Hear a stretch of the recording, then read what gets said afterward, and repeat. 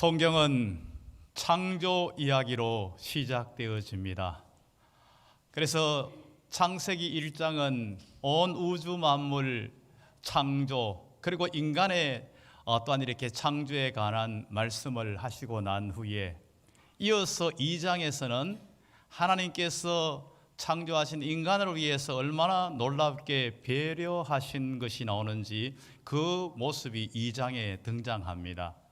하나님께서 2장에 이제 나오는 인간들을 친히 창조하실 때 하나님의 형상을 따라 창조했다는 겁니다. 그래서 하나님과 교제를 나눌 수 있도록 그렇게 하셨습니다. 그리고 그들을 위하여서 아름다운 동산, 에덴 동산을 창설하신 것입니다.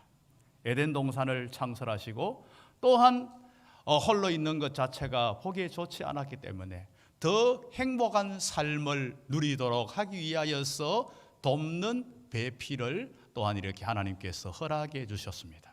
그리고는 하나님께서 그 이제 모습을 보시면서 보시기에 좋았더라 말씀을 하고 있습니다. 너무나 복된 모습이었다는 것이죠. 하나님께서는 가정을 통하여서 하나님께서는 부유하고 풍성한 은혜와 복을 내려주기를 원하고 계신다는 것입니다. 그렇기 때문에 가정은 복의 통로가 되는 그러한 현장입니다. 가정은 굉장히 중요합니다. 가정은 모든 것의 기초가 됩니다. 모든 사회의 기초가 가정입니다. 모든 기초가 가정이기 때문에 가정이 튼튼하고 건강하고 행복해야 온 사회가 튼튼하고 건강하고 행복할 수 있다는 것을 우리에게 분명하게 알려주고 있습니다. 그런데 참 안타깝게도 이 시대는 이것이 너무 약화되어 버렸어요. 너무 약화되어져 가지고 어쩌면 굉장히 지금 현재 정말 하나님이 주시고자 하는 그 복에 많은 부분들이 막혀 있음을 우리는 볼 수가 있다는 것입니다. 하나님이 주시고자 하는 이 복을 우리가 다시금 회복해서 이것을 누리기 위해서는 어떻게 해야 될까요? 이것에 대한 것이 오늘 본문에 나오는 말씀입니다. 오늘 시편 128편 이 시편 이 자체는 가정에 관해서 중요한 말씀을 하고 있어요.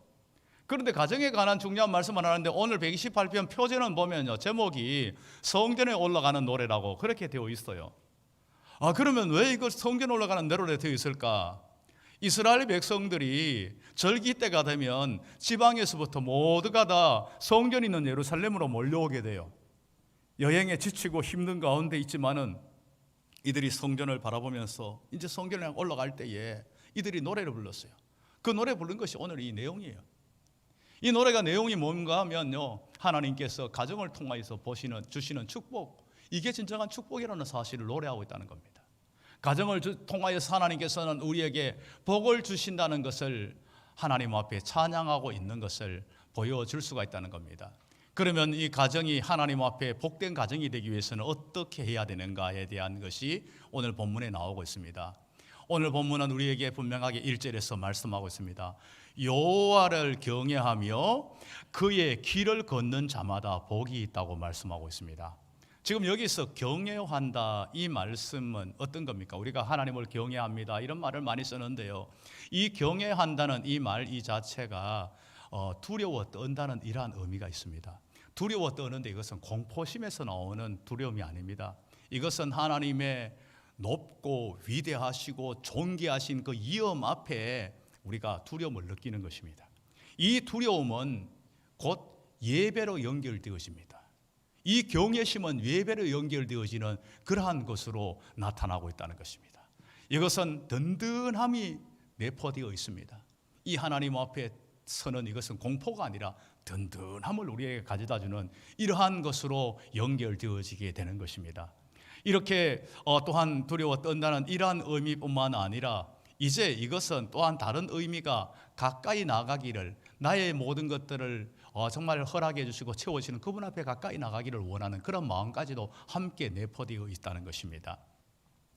구약의 하나님에 대해서 사람들은 어떻게 느끼고 있는가 하면요, 구약에 대해서는 하나님을 굉장히 두려운 존재로, 굉장히 무서운 존재로, 하나님은 벌 주는 존재, 이렇게 굉장히 그래서 두려워 떠는 것이 뭔가 한쪽으로 많이 치우쳐 있었습니다.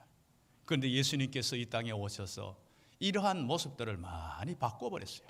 하나님은 우리를 가까이 하는 아버지라는 사실, 친밀하게 교제를 나누시는 아버지라는 사실을 분명하게 알려주면서 하나님 앞에 가까이 나오도록 그렇게 예수님께서 인도해 주셨다는 것입니다. 이렇게 하나님을 경외하는 것, 이것이 진정한 복된 삶이라는 것, 여러분 이 사실을 확실히 믿습니까? 이렇게 믿는다면요, 우리는 우리 자신뿐만 아니라 우리 자녀들에게 이렇게 자신 있게 가르쳐야 됩니다. 세상의 성공보다가도, 세상의 어떠한 지위보다가도, 공부 그 성적보다가도 하나님을 경외하는 것이 최고다. 이렇게 가르칠 수 있습니까? 여러분 자신 있게 가르쳐야 됩니다. 이론이 아니라 실제로 가르칠 수 있어야 됩니다. 실제로. 이론은 그게 맞아요.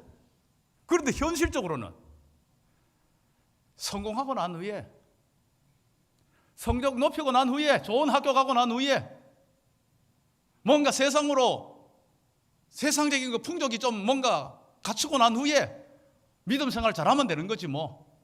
그래, 나는 애 믿음 생활 잘하기를 원해. 그러나 지금은 걔가 한참 공부할 때니까 이런 식으로 하고 있지는 않는지 여러분 한번 깊이 생각해 봐야 됩니다.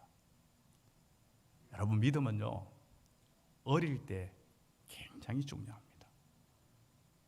나중에 여러분 보장 못해요.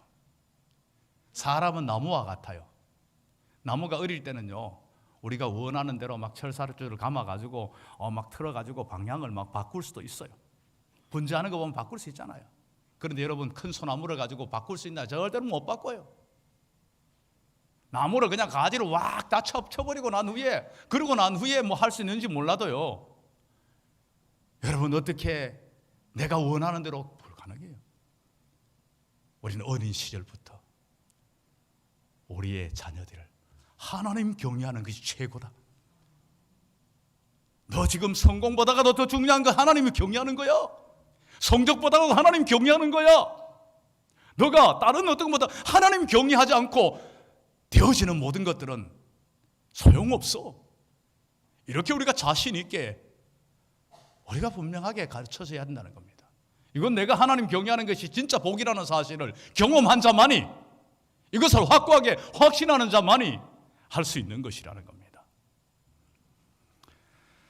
진정한 복은 세상의 것으로 오지 아니합니다. 여러분 그렇게 올 것 같은데 그렇지 않아요.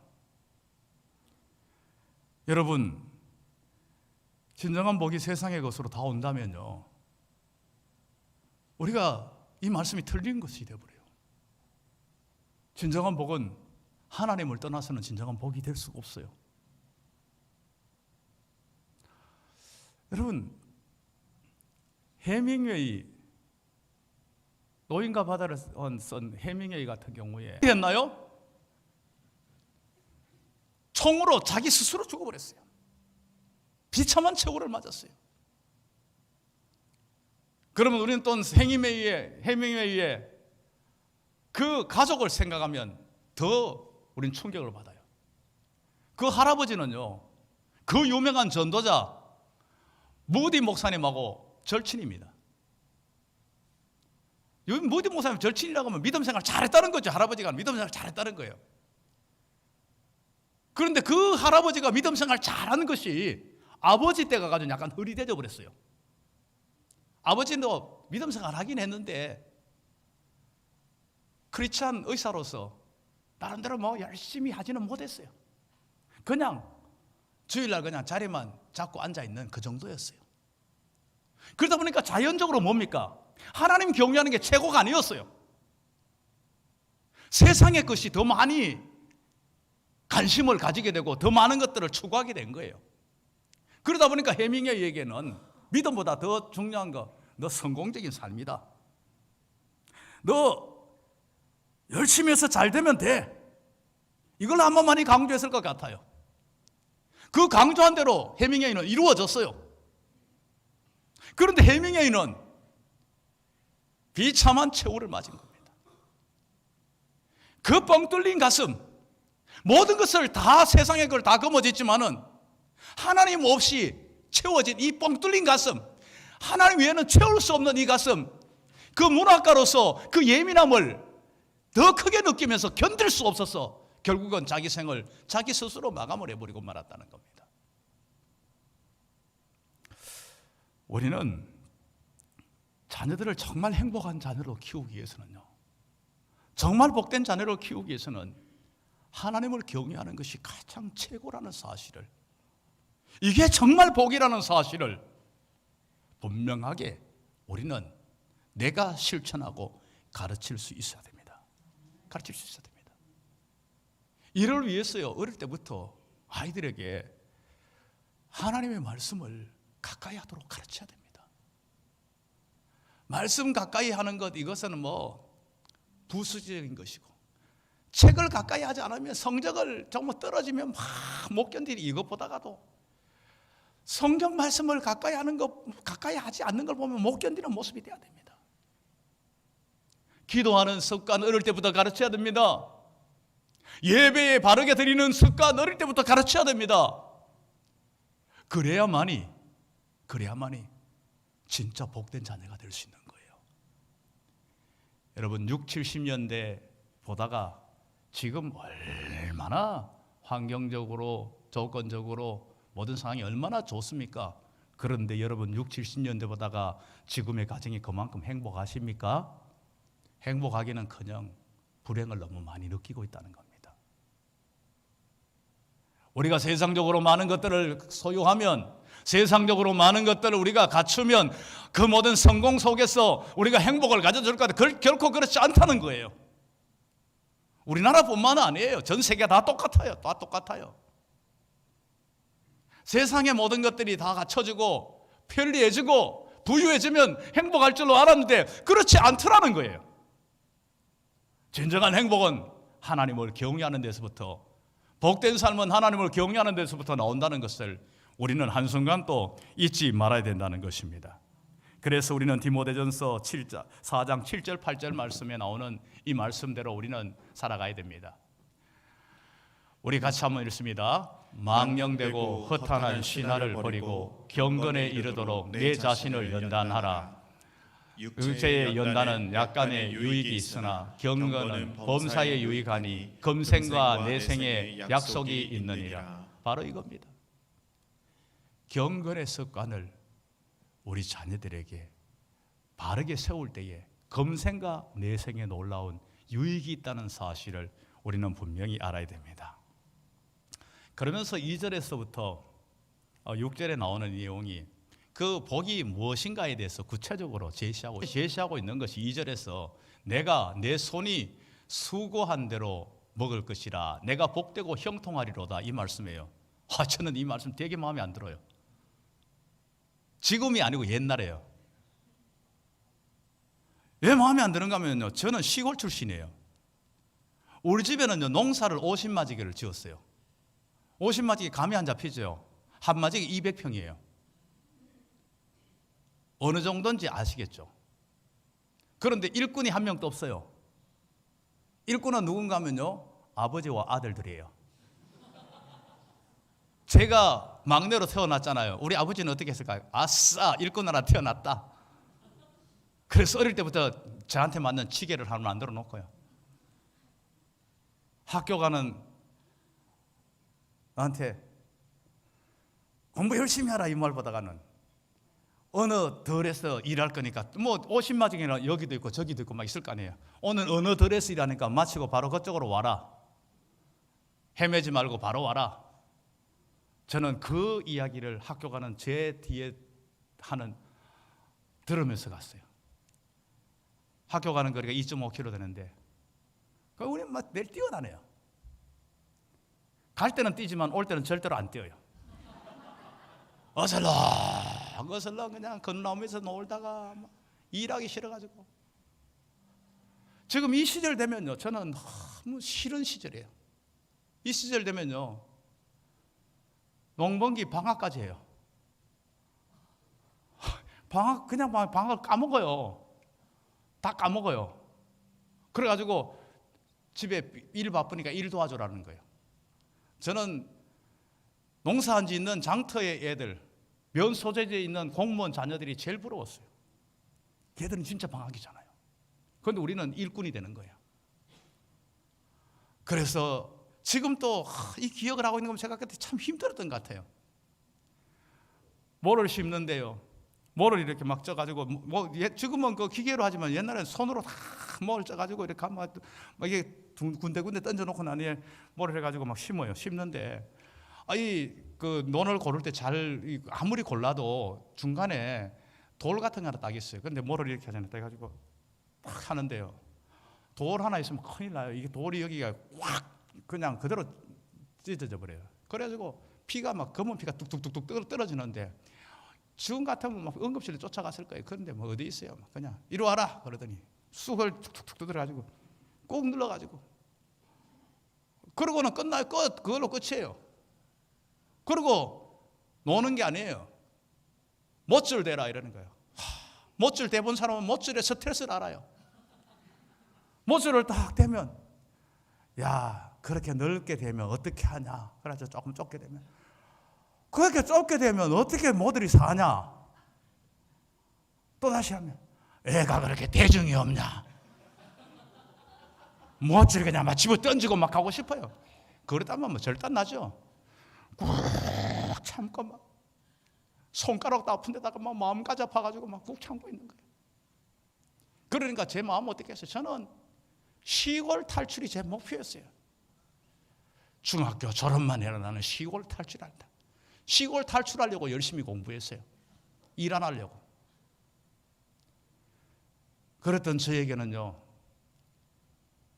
꿈의 동산이 에덴 동산이에요. 꿈의 동산이.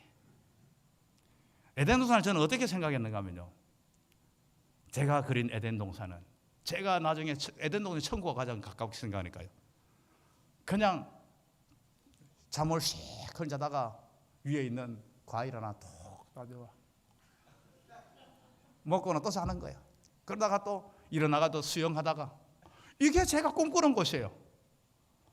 그런데 세상에 한참 지나고 난 후에, 제가 크고 난 후에 성경을 봤는데요, 창세기 2장 15절에 여호와께서 에덴을 한번 보여주시죠. 여호와께서 하나님이 그 사람을 이끌어 에덴 동산에 두어 그것을 경작하며 지키게 하시니. 이 말씀이 탁 돌았는데, 경작? 이게 그 뭔가 찾아봤더니 노동이에요. 저는 엄청나게 실망했어요. 꿈의 동산이 무너지는 순간에 너무너무 자고 노동한다고, 나는 싫어, 이런 식으로 됐어요. 그런데 시간이 지나면서 이게 축복이라는 사실을 나중에서 알게 된 거예요. 일이 축복이라는 거. 이걸 일이 축복이라는 거 우리는 이미 많은 분들이 느끼고 있어요. 내가 일을 할 수 있다는 자체가 축복이에요. 일을 할 수 있다는 자체가 축복이에요. 이걸 모르면요, 축복으로 여기지 않아요. 그러나 알면요, 축복으로 여겨집니다. 여러분, 지금 현재 가정에서 일을 할 수 있는 거 축복으로 여기세요. 내가 언제까지 빚을 떼야 되고 던지지 말고, 내가 축복이다. 노래 부르세요. 노래 부르면서 일하세요. 내가 이렇게 일할 수 있는, 가족을 위해서 일할 수 있는 거 축복이라고 생각했어요. 직장의 그 모든 거 축복으로 여기면서, 직장에서도 여러분들, 내가 먹고 살리라고 목구멍이 포도청이라고 내가 버티긴 버티는데 이런 식으로 하지 말고, 여러분, 내가 일할 수 있는 이 직장을 얼마나 감사하냐, 기쁨으로 하세요. 여러분, 교회에서 일할 수 있는 거 얼마나 큰 축복인지 몰라요. 정말 큰 축복입니다. 이건 나는 지나가고 난 후에 사람들이 다 깨닫는다는 게 문제예요. 그러나 우리는 지나가지 않았지만 이러한 사실을 통하여 이게 축복이라는 사실을 알고, 나에게 주어진 일이 가장 현재 큰 축복이라는 사실을 기억하면서 우리는 기쁨으로, 감사함으로 이 모든 일을 감당해야 될 것입니다. 그래서 전도서 말씀에서 우리에게 분명히 말씀합니다. 전도서 3장 13절 말씀에 이렇게 말씀합니다. 같이 읽습니다. 사람마다 먹고 마시는 것과 수고함으로 낙을 누리는 그것이 하나님의 선물인 줄 또한 내가 알았도다. 수고하고 일하는 것이 하나님의 선물이라는 겁니다. 하나님의 선물. 하나님의 선물로 알고 여러분 기쁨으로 감사함으로 일할 수 있기를 바랍니다. 우리 사회는요 그냥 한탕주의를 좋아해요.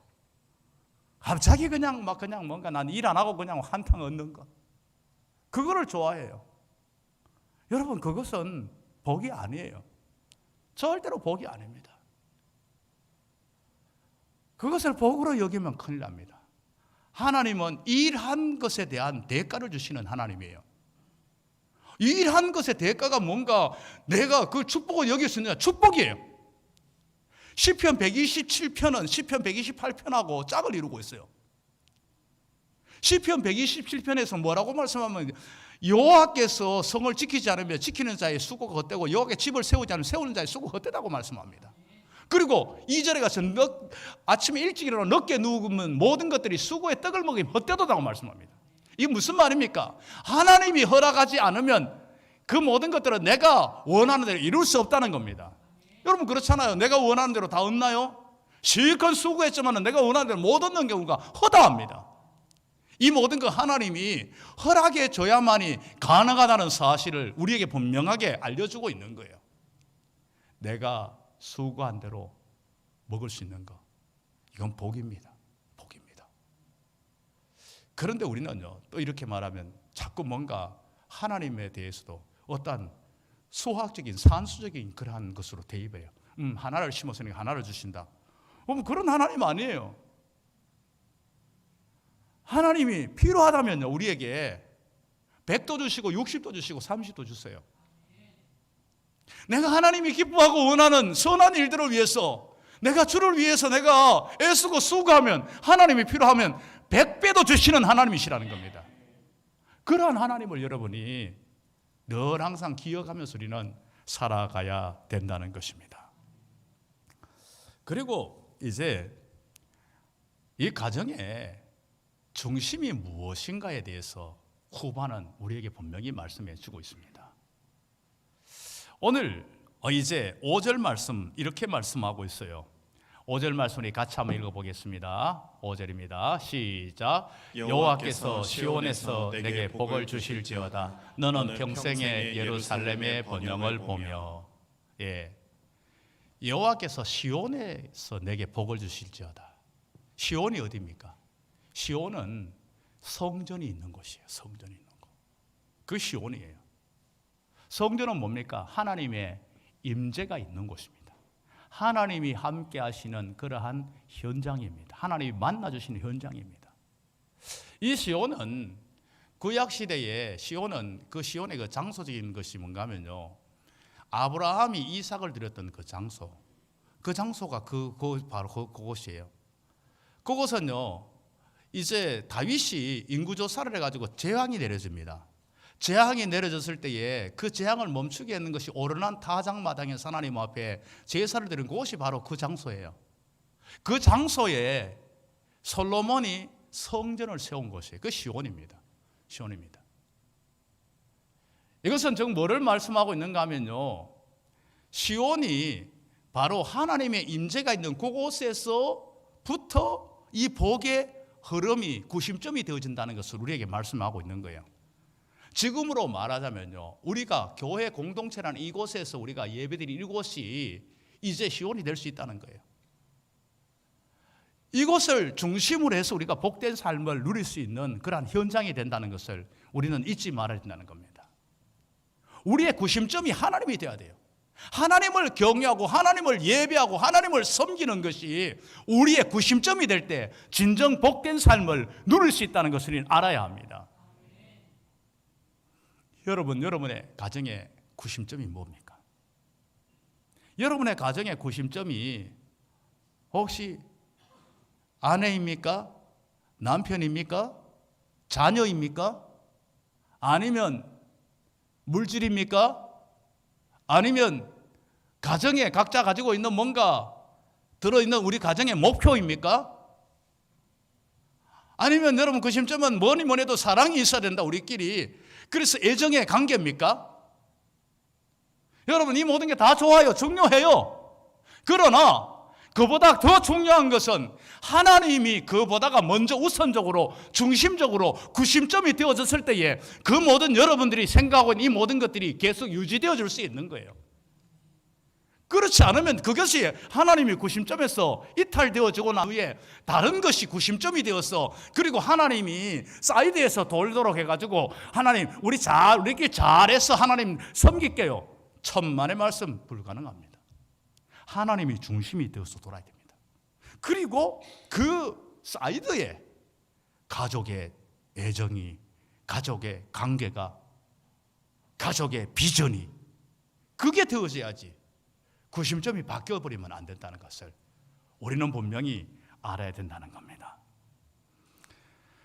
우리는 지금 이 시대 속에 수많은 문제와 어려움을 겪고 지금 지나가고 있어요. 위기적인 상황입니다.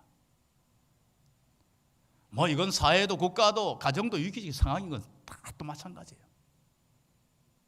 이 위기적인 상황을 어떻게 우리가 극복하며 이겨나갈 수 있을까요?